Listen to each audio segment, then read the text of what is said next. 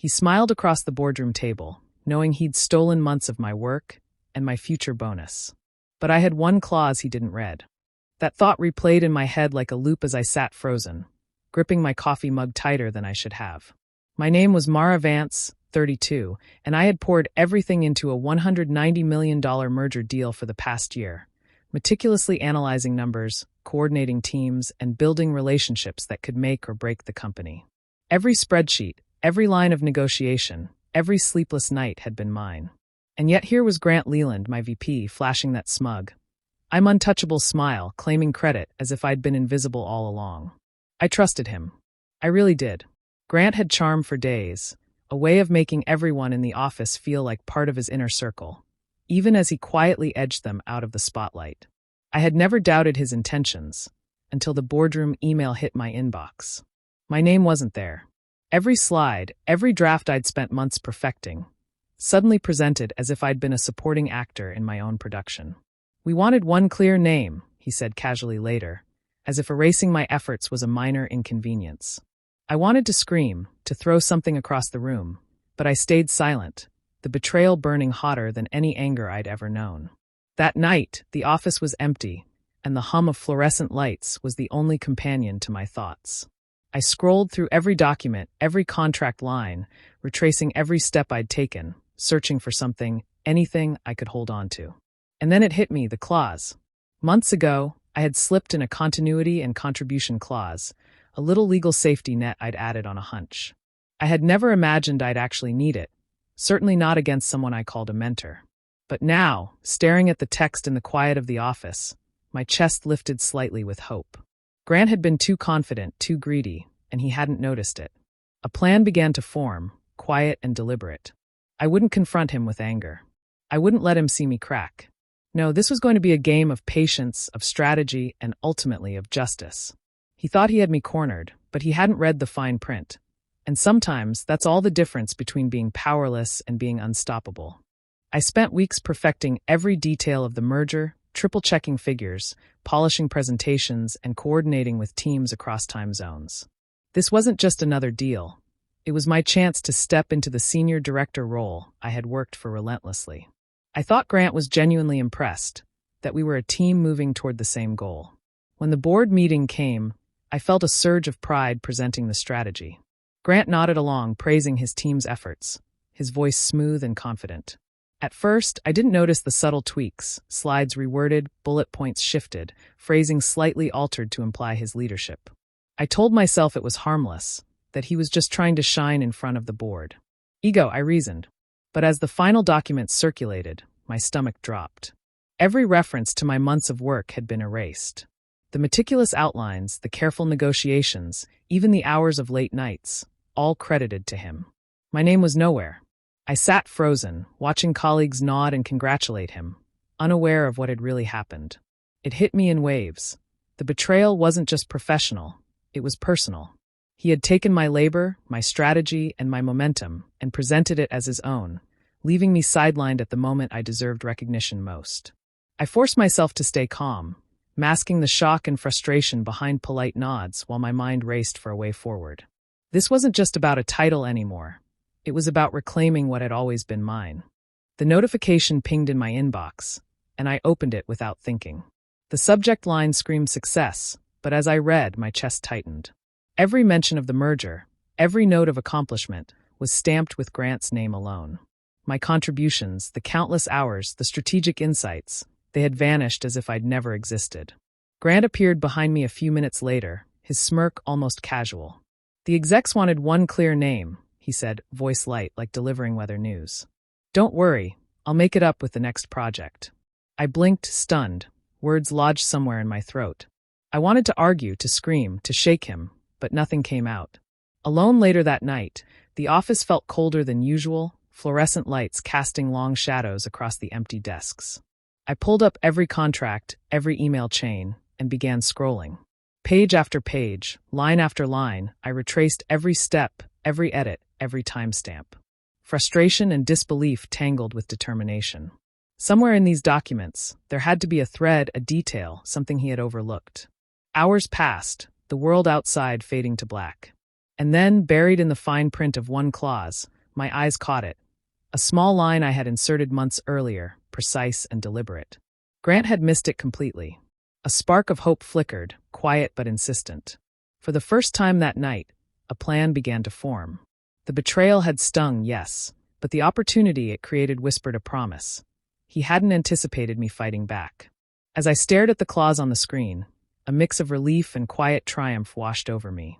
Months ago, on a hunch, I had slipped in a continuity and contribution provision, a safety net designed to protect the lead negotiator in case of post-deal erasure. At the time, it felt like a minor precaution, an obscure line tucked into dense legal language, but now it was my lifeline. Grant hadn't noticed. He had taken my draft wholesale, confident that no one would question his ownership. The oversight was glaring, almost comical in its audacity, and for the first time since the betrayal, I allowed myself a small, almost imperceptible smile. This was my leverage, my quiet power tucked inside the very documents he thought he controlled.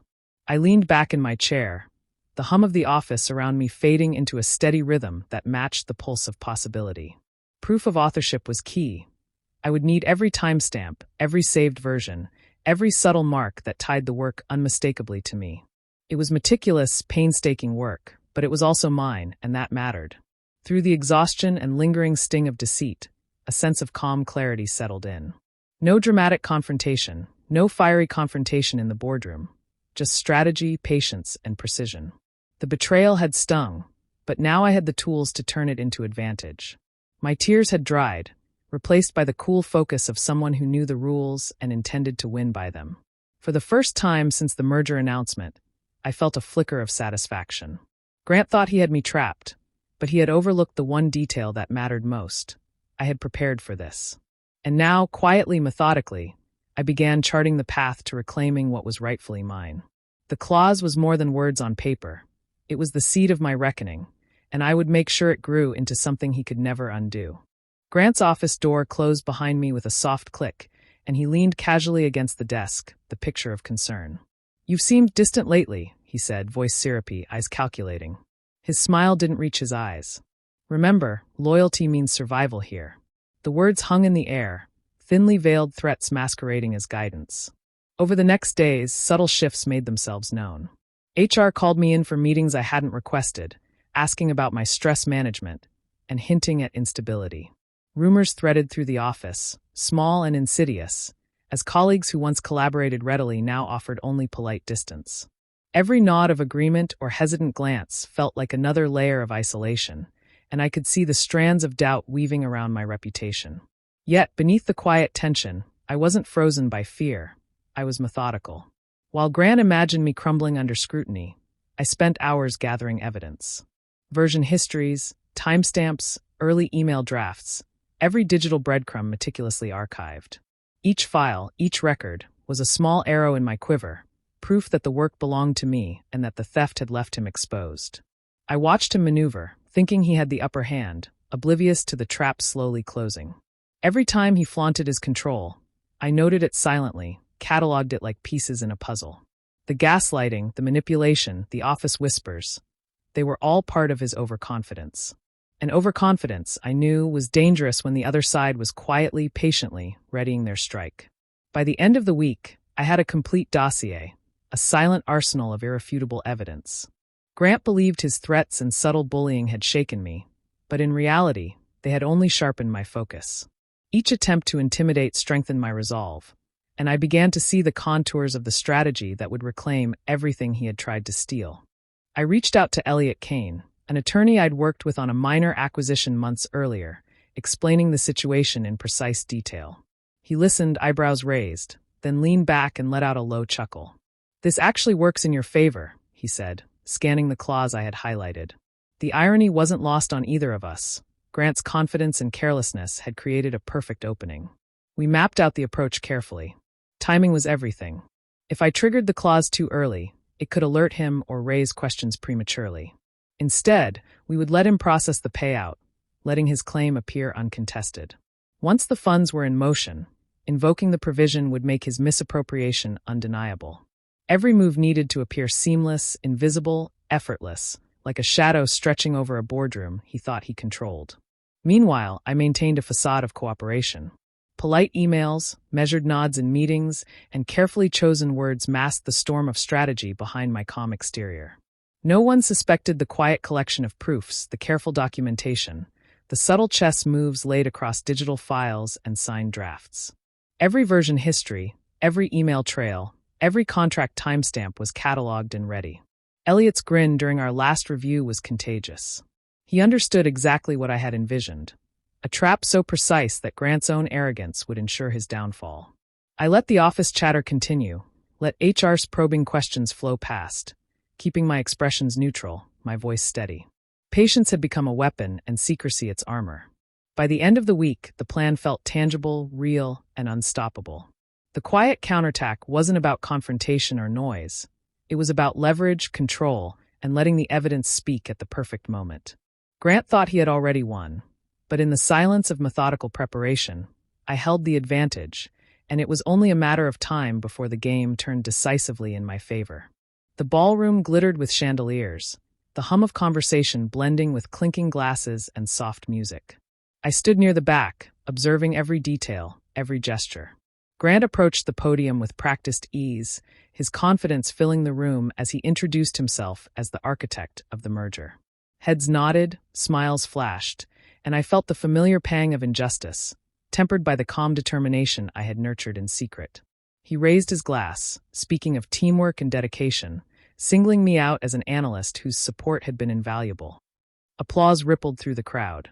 I joined in, a measured smile on my lips, letting the performance play out. Every eye followed him, every compliment directed outward, but I felt no tremor of fear. Only the quiet surge of control I carried beneath the surface. In my purse, tucked close to my side, was the signed legal packet. The weight of it was comforting, a tangible reminder that the narrative he spun tonight would unravel by morning. While the room celebrated him, unaware of the reversal quietly brewing, I stood still, steady, and patient. As the gala continued, Grant basked in the praise, oblivious to the consequences awaiting him. I followed his every word, every smile, every exaggerated gesture, committing them to memory. The contrast between his visible triumph and my concealed power was intoxicating, reminder that patience and precision often outweighed bluster and arrogance. I sipped my champagne slowly, letting the moment stretch, letting him shine while knowing it was temporary. The night was his theater, but I held the script that would redefine the ending. In the midst of laughter, congratulations, and applause, I remained calm, collected, and unwavering, the architect of the quiet reckoning about to unfold. First thing the next morning, I sent the formal notice to the legal team, every detail precise, signed, time-stamped, and accompanied by the metadata proving my authorship beyond doubt. The moment the email hit their inbox, the wheels began turning. The clause activated exactly as designed, rerouting the multi-million-dollar payout directly to me, leaving Grant blindsided. Within hours, his account showed the sudden freeze, numbers disappearing before his eyes. Panic replaced the arrogance that had carried him through the gala. The CFO called him into a tense meeting, documents spread across the table, revealing the falsified presentations and inflated claims he had submitted. Every excuse faltered under the weight of irrefutable proof. HR followed quickly, opening a formal investigation that would review every action he had taken during the merger. Whispers of misconduct began circulating through the office, colleagues watching with a mixture of surprise and validation, their previous doubts giving way to certainty.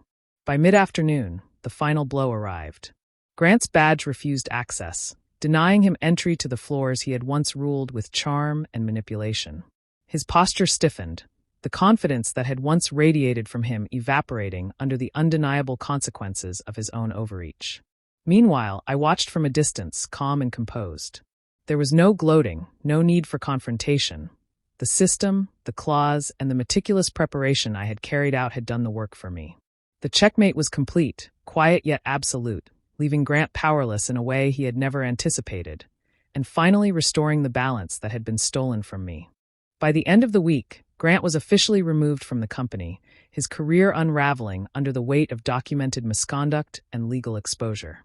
The office hummed with subdued chatter as leadership quietly arranged a settlement on my behalf, an impressive bonus paired with the director title I had long earned. Colleagues who had avoided eye contact or dismissed my contributions now offered nods of acknowledgement, some laced with guilt, others with a tentative respect. Their whispers followed me through the hallways, but I paid them little mind, focused instead on the quiet satisfaction of knowing the truth had prevailed. I moved through my office methodically, packing belongings into boxes with calm, deliberate motions. Each item placed, each drawer emptied, marked the end of one chapter and the beginning of another. There was no fanfare, no need to announce my triumph. The outcome spoke for itself.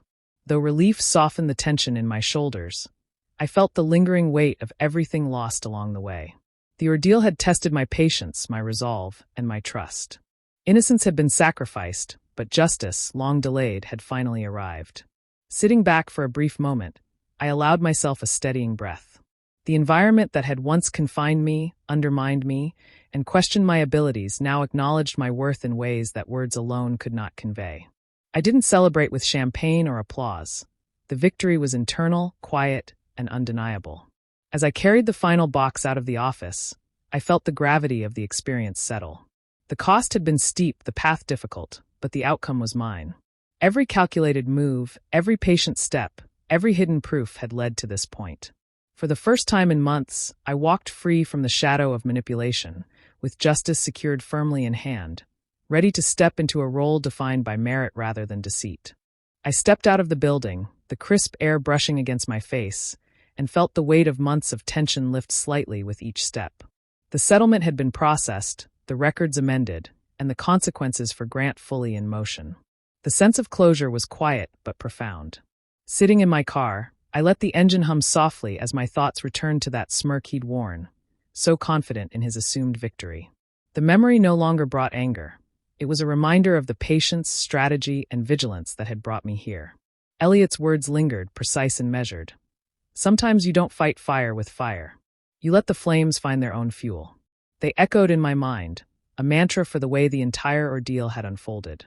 I opened my laptop one last time before shutting it, methodically deleting every draft, every spreadsheet, every negotiation note.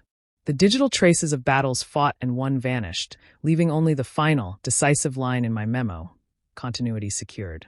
Game over. A sense of calm settled over me, a quiet triumph not broadcast to the world, but fully felt in the stillness of my car. Driving away from the office, the skyline stretching ahead, I allowed myself a few moments of reflection. The victories weren't loud or ostentatious. They were deliberate, precise, and irreversible. Every decision, every patient step, every meticulous record-keeping had led to this point. Freedom felt different now, heavier with experience but lighter in spirit. I wasn't running from the past. I was leaving it behind, file by file, memory by memory, confident that the final chapter had been written exactly as it should have been.